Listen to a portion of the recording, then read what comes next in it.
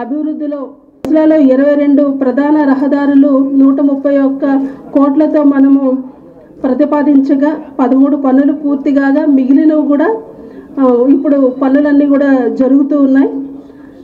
అలాగే ఎక్కడైతే part holes మనము గుర్తించామో దానికి 5 కోట్ల వ్యయంతో సుమారు 5 కోట్ల వ్యయంతో 2771 పార్ట్ హోల్స్ని కూడా మనము చేయడం జరిగింది.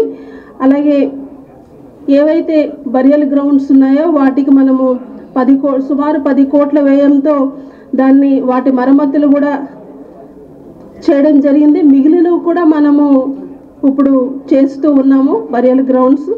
అలాగే స్మార్ట్ సిటీ పనుల్లో భాగంగా మనకి 672 కోట్ల వ్యయంతో 58 ప్రాజెక్టులు మనము పనులు పూర్తయ్యాయి.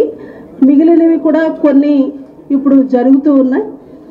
15వ ఆర్థిక నిధులలో భాగంగా అయితే మనము ఎయిర్ క్వాలిటీ ఇంప్రూవ్మెంట్, అలాగే సాలిడ్ వేస్ట్ మేనేజ్మెంట్, భూగర్భ మురుగునీటి పారుదల వ్యవస్థ, ఇలా అనేక పనులు మనం చేయడం జరిగింది. నీటి సరఫరాకు వచ్చేసరికి 662 కోట్ల వ్యయంతో 49 పనులు మనము చేపట్టగా అందులో 136 కోట్ల వ్యయంతో 15 పనులు పూర్తయ్యాయి. అలాగే ఈ ఏడీబీ నిధులతో 24/7 మంచినీటి పనులు పథకం కింద 71% పనులు మనం పూర్తి చేసుకోగలిగాము. అలాగే జీవీఎంసీ ఫైనాన్స్ 15వ ఫైనాన్స్ గ్రాంట్ నిధుల కింద కూడా మేజర్గా 3 పైప్ లైన్లు మనం చేయడం జరిగింది. అగనంపూడి దగ్గర 85 MLD ట్రీట్మెంట్ ప్లాంట్ ఒకటి, అలాగే అనకాపల్లి హెడ్ క్వార్టర్ దగ్గర పైప్ లైన్ ఒకటి మనము చేయడం జరిగింది. అంతేకాకుండా అమృత్ 2.0లో భాగంగా మనము మొత్తం 27 ప్రాజెక్టులు ఉంటే దాంట్లో 356 కోట్ల వ్యయంతో 150 కోట్లతో పీపీపీ పద్ధతిలో ప్రాజెక్ట్స్, అలాగే 26 కోట్లతో 26 ప్రాజెక్ట్స్ మనము పూర్తి చేయగలిగాము. అందులో అప్పుగర్ నందు 25 MLD STP నందు మురుగునీటి పైప్ లైన్ లో పనులు టెండర్ దశలో ఉన్నాయి. అలాగే నూతన ప్రాజెక్టు పనుల ప్రతిపాదనలో జోన్ 2కు సంబంధించి వాటర్ ట్రీట్మెంట్ ప్లాంట్, అలాగే ముడిసర్లావలో 85 MLD ఈ పనులు 500 కోట్ల రూపాయలతో మనము చేసుకోవడం జరిగింది రాష్ట్ర ప్రభుత్వం ఆమోదంతో కూడా. అలాగే ప్రజారోగ్య విభాగం నుంచి చూసినట్లయితే మనము విశాఖ నగర ప్రజల సహకారంతో జీవీఎంసీ యంత్రాంగం కృషితో స్వచ్ఛ సర్వేక్షణలో మనము 2023-24లో కూడా 4th ర్యాంకును సాధించుకోగలిగాము. అంతేకాకుండా 3 సార్లు మనము వాటర్ ప్లస్ ధృవీకరణను, అలాగే 5 స్టార్ గార్బేజ్ ఫ్రీ సిటీ రేటింగ్ను విశాఖ నగరం సొంతం చేసుకోవడం జరిగింది. అలాగే 2020-24 స్వచ్ఛ సర్వేక్షణలో ప్రజా సహకారంతో దేశంలోనే ప్రథమ పరిశుభ్ర నగర స్థాయిని మనం విశాఖ నగరం దక్కించుకోవడం కూడా జీవీఎంసీ కృషి చేసిందని తెలియజేస్తున్నాము. అలాగే స్వచ్ఛతా హీ సేవ కార్యక్రమంలో భాగంగా ప్రజల్లో జీవీఎంసీ పరిశుభ్రతపై అవగాహన కల్పిస్తూ 9.36 లక్షల మెట్రిక్ టన్నుల లెగసీ వ్యర్థాలను రిమీడియేట్ చేసి 33 ఎకరాలు భూమిని పునరుద్ధరించి, అలాగే 2000 మొక్కలను నగర పర్యావరణ దృష్ట్యా నాటడం కూడా జరిగింది.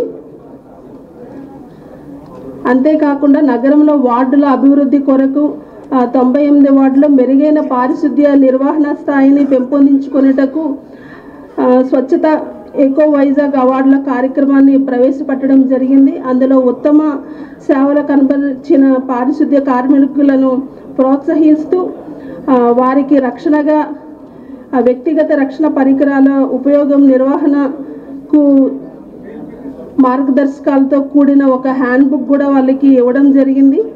అంతేకాకుండా ఇటీవల విజయవాడలో జరిగిన వరద ముంపు ప్రాంతాల్లో మన కమిషనర్ గారు, అలాగే సిఎంహెచ్ఓ గారు, సహాయ వైద్యాధికారులు, శానిటేషన్ ఇన్స్పెక్టర్స్, అలాగే వార్డు శానిటేషన్ కార్యదర్శులు, 1500 మంది పారిశుద్ధ్య కార్మికులు, వీరందరూ కూడా అక్కడ విజయవాడలో సేవలు అందించారు.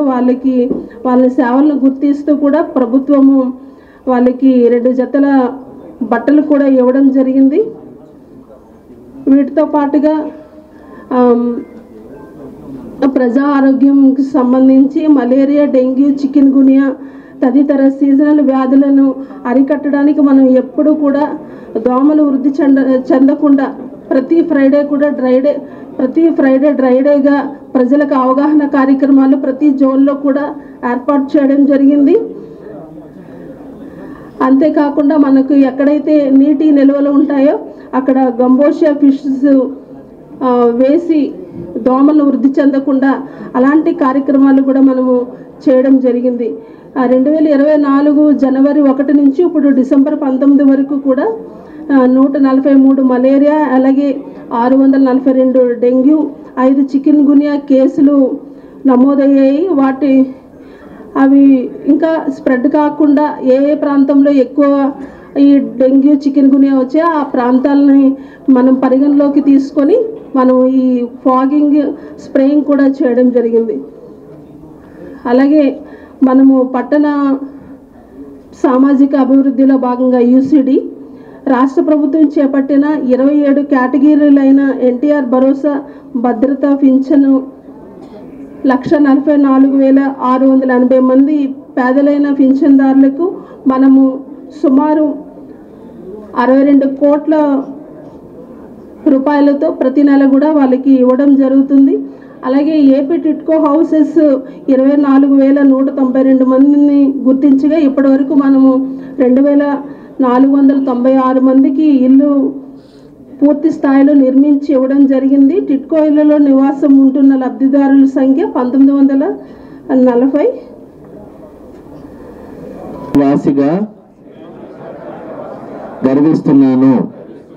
బాధ్యత గల పౌరునిగా ఈ విశాఖ నగర పర్యావరణ సంరక్షణకు, పరిసరాల పరిశుభ్రతకు నిరంతరం కృషి చేస్తానని, సింగిల్ యూజ్ ప్లాస్టిక్ వస్తువుల ఉత్పత్తి,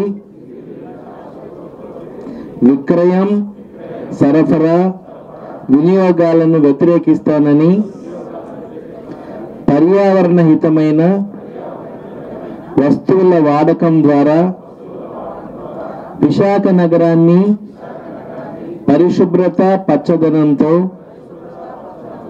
ప్లాస్టిక్ రహిత విశాఖ నగరంగా తీర్చిదిద్దుటకు నా వంతు కృషి చేస్తానని, ఈ విశాఖ నగరాన్ని ఆరోగ్యకరమైన, ఆహ్లాదకరమైన నివాస ప్రాంతంగా భావితరాలకు అందిస్తానని ప్రతిజ్ఞ చేస్తున్నాను. జై Hind. Hi viewers, Vizag vision channel ని సబ్స్క్రైబ్ చేసుకోండి. మా ఛానల్ అందిస్తున్న జాతీయ, అంతర్జాతీయ స్థాయి వార్తా విశేషాలు, నోటిఫికేషన్స్ కోసం ఇక్కడ కనిపిస్తున్న బెల్ ఐకాన్ ని క్లిక్ చేయండి.